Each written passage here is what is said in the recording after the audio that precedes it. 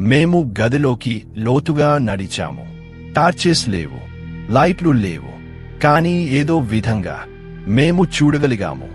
గోడలు ఎముకలతో చేయబడ్డాయి, చెక్కిన ఎముకలు, ప్రతి ఒక్కడి పేరుతో చెక్కబడ్డాయి. వేల పేర్లు. కొన్ని గీతలు పడ్డాయి, కొన్ని కాలిపోయాయి. అవెరమర్ వాటిపై తన వేళ్లను పరిగెత్తాడు. అతను ఆపే వరకు అతను ఒక పేరును కనుగొన్నాడు. జాన్ టోటర్. అది నా పేరు. ఎముకగా కాలిపోయింది. నేను పుట్టడానికి చాలా కాలం ముందు. నేను అతని వైపు తిరిగాను, కాని అతను ఇకపై నన్ను చూడటం లేదు. అతను పైకప్పు వైపు చూస్తున్నాడు. నేను అతని చూపులను అనుసరించాను, మరియు అప్పుడే నేను దానిని చూశాను. పైన ఉన్న ఎముకలు తాజాగా ఉన్నాయి, మరియు పేర్లు, అవి ఇంకా చెక్కడం పూర్తి కాలేదు. అవి ఇంకా కదులుతున్నాయి, స్క్రాప్ చేస్తున్నాయి. ఏదో స్పెల్లింగ్. అప్పుడు గోడ గుసగుసలాడింది.